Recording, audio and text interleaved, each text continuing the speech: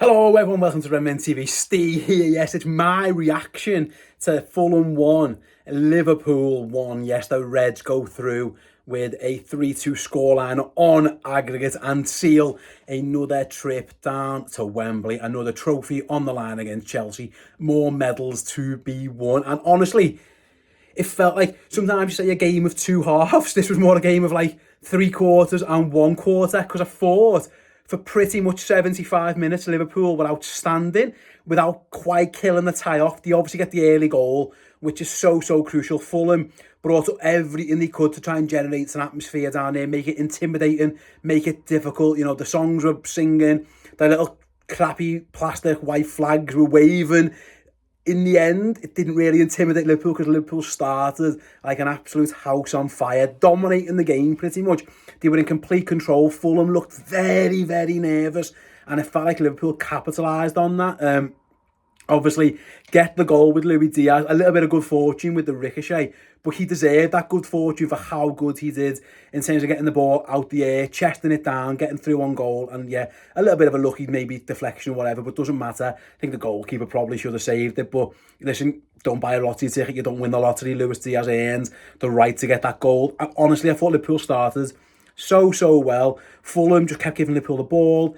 Every time they went long towards Jimenez, Kwanzaa and Van Dijk just owned those duels. When they tried to play short, the press meant they couldn't get through us. And yet the only thing lacking really throughout, for like to say, the first 75 minutes was just Liverpool's second goal. They certainly had chances on the break where maybe they didn't quite make the right decision, or the finish was poor. You know, Elliott has a scuffed one. Nunes has one that's forces a good save from Leno. Diaz has his effort where he kind of, when he's played through and he just doesn't quite get the connection right. And unfortunately, what can happen then? Because I actually thought Liverpool were defending very well for the most part. Kelleher didn't really have too many saves to make. I think he himself, at times, looked a little bit nervous. He might have been the only Liverpool player who did. Obviously, the cross that comes in, which he doesn't do well enough with, that lets Fulham hit the post, of course. But for the most part, the defenders in front of him were doing well. And then, unfortunately, I think, Conor Bradley, who's had a fantastic game, he just gets beaten by Harry Wilson. Cross comes in, takes a nick off Kwanzaa and just hits Diop on the thigh and goes in. And then all of a sudden, you're like, here comes the onslaught. And it kind of came, but I actually think Liverpool dealt with it pretty well. It wasn't like Kelleher was so busy that he was making save after save after save from that point on. Fulham was certainly pressing the gas pedal down. You know, there's times when Anthony Robinson was bombing forwards and all of them. Paulinho getting more advanced on the edge of the box. But credit to Liverpool, they defended the situations pretty well. Jurgen Klopp's sub, to get Kanate on, proved to be a good one. Just obviously a couple of crosses that Ibu dealt with. And to be honest, like, in hindsight, it's easier saying this, isn't it? Because during the game, it's dead hard to think, I'm really nervous. But if you look back at how Liverpool defended from Fulham scoring to the final whistle and how we managed the game, I actually think credit to them. A lot of aerial duels won, a lot of lads winning 50-50s, winning battles, winning fouls, just a bit of time wasting. The goalkeeper gets booked, absolutely fine. A couple of players just kicking it towards the corner flag. I think in the end, Liverpool dealt with, from their goal to the final whistle, pretty professionally, with what was a very makeshift team on it at the time. Obviously, the end of the game, with Jones as DM, which is never ideal. They have to look after McAllister's minutes there. Bobby Clark comes on and does really well. But again, Liverpool are down quite a few midfielders. But fair play to Bobby Clark. The manager obviously trusted him and he delivered that. But it was actually a quite professional ending to the game, because it had all the makings of late goal, extra time, and then all of a sudden Fulham go into that extra time with a lot of, a positive feeling, maybe a bit of momentum or whatever, where Liverpool maybe are very disheartened because they should have been out of sight. But no, they dealt with that well. Like I said, the negatives are they should have been out of sight. Really, the game should have been over before Fulham even got a chance to be into it. And I think Liverpool's finishing or final balls that time, final decisions didn't quite go their way, and they maybe didn't quite pick the right options, etc. But they got the job done. This is what this team is doing. They're proven very hard to beat. Fulham having to beat Liverpool today was always going to be a mighty ask. Liverpool don't really lose games. They've lost one game in the league this season, which was an absolute joke of a couple of decisions. One in particular we all know of. They lost a throwaway Europa League game, and then they lost once in Toulouse, and even that one, they should have got a late draw, if not for a very dodgy handball decision against Alexis McAllister. So they are very, very difficult to beat, these Reds. They've got that back, they find a way just about it, but they have to do it. They always find a way.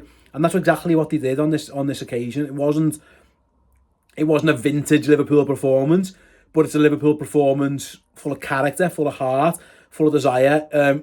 And shout out in particular, and I know Conor Bradley got beaten for the goal. That can happen to anybody.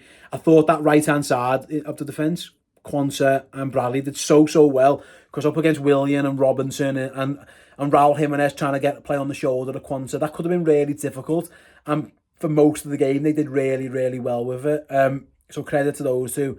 And Van Dijk, I thought, was exceptional again. It was a really strong performance. And obviously, in terms of attackers, Diaz obviously the standout, not only with his goal, but his link-up play, his tenacity. A couple of times where he's fouled and he just continues to play. And over the two legs, it was a very, very close two legs. And credit to Fulham.